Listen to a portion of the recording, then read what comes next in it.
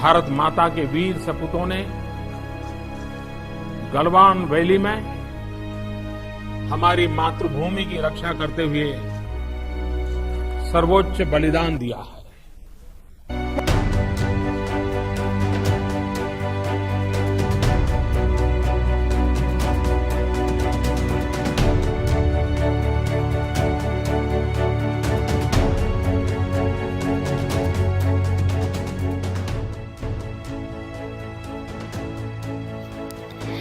पंद्रह जून 2020 20 भारतीय जवान मारे गए गलवान वैली में।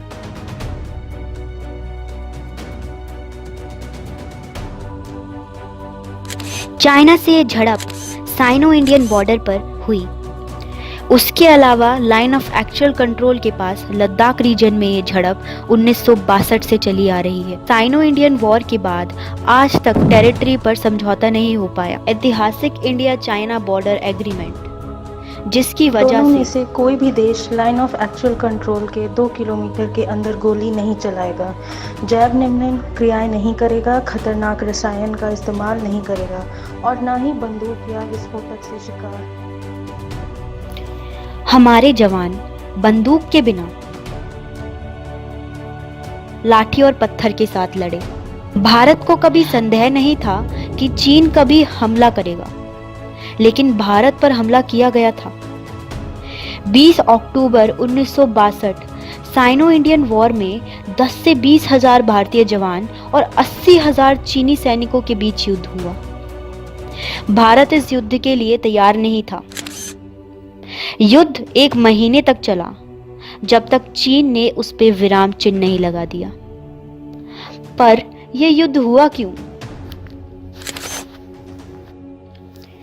1947 में भारत की आज़ादी, पाकिस्तान का अलग होना और 1949 में चीन की स्थापना के साथ ही भारत के लिए सबसे बड़ी चुनौतियों में से एक था चीन के साथ अच्छे संबंध बनाए रखना।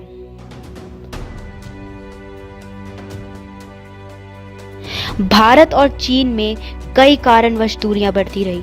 सबसे जरूरी वजह मानी जाती है तिब्बत। 1950 से पूर्व तिब्बत एक आजाद देश था। चीन ने तिब्बत की ओर सैनिक भेजे और उस पर कब्जा कर लिया। मार्च 1959 में तिब्बत में चीन सरकार के खिलाफ प्रदर्शन होने लगा।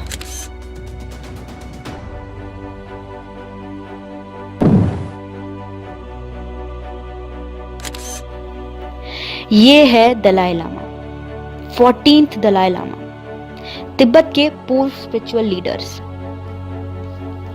तिब्बत और सरकार के बीच हो रही हिंसा के कारण उन्हें तिब्बत छोड़कर भारत की तरफ आना पड़ा और भारत ने उन्हें शरण भी दी।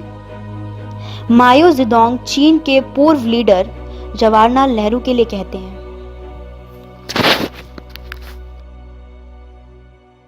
तेज रहें, उसे परेशान करने से ना डरें, उसे मुसीबत देने से ना डरें।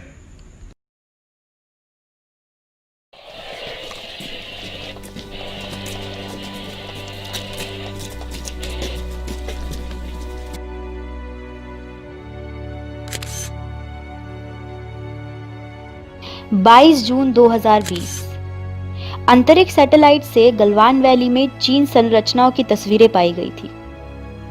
ये संरचनाएं जून में पहले की हवाई तस्वीरों में नहीं दिखाई दे रही थी। इन संरचनाओं पर अजय शुक्ला, भारत के डिफेंस एनालिस्ट, का कहना है, वास्तविक नियंत्रण रेखा के भारतीय पक्ष में 1.5 किलोमीटर दूर गलवान घाटी में बड़ा चीनी शिविर। एक्सपर्ट्स का मानना है कि चीन और भारत की झड़प का एक कारण है मोदी सरकार का आर्टिकल 370 को रद्द कर देना, जिसके कारण जम्मू एंड कश्मीर को स्पेशल स्टेटस मिलता था, जिसमें लद्दाख क्षेत्र के विवादित पूर्ण क्षेत्र भी शामिल है। चीन, जिसने पाकिस्तान की तरह भारत के कदम को एक तरफा रूप से अपने क्षेत्र को प्रभावित करते हुए दृढ़ता से देखा, पिछले वर्ष यूनाइटेड नेशंस सिक्योरिटी काउंसिल ने इस कदम की निंदा की।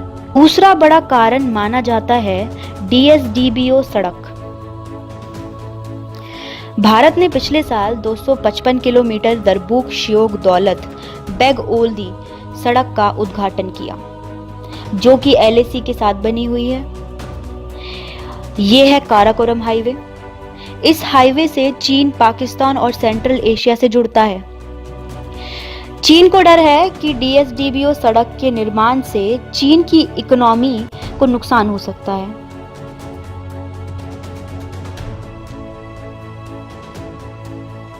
2015 में नेपाल एक नया संविधान अपनाने के कगार पर था। ये है मधेसी, नेपाल का एक जातीय समूह। ये मानते थे कि नया कॉन्स्टिट्यूशन में इनके हितों का पर्याप्त प्रतिनिधित्व नहीं किया गया, तो उन्होंने कॉन्स्टिट्यूशन का विरोध किया। इनमें से कुछ मधेसी भारत में भी रहते हैं। मोदी सरकार ने अपने वोटों को साधने की कोशिश में इसे इलेक्शन का कैंपेन बना दिया था। नेपाल, जो कि एक लैंडलॉक्ड देश है, 3 दिशा से भारत से जुड़ा है और 1 दिशा से चीन से।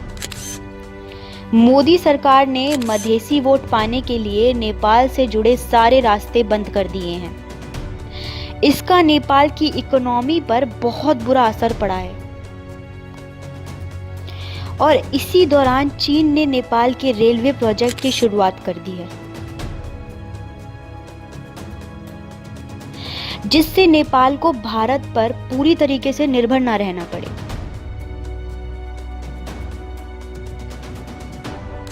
ये है मैत्रीपैला सिरिसेना और ये है महिंदा राजापक्सा।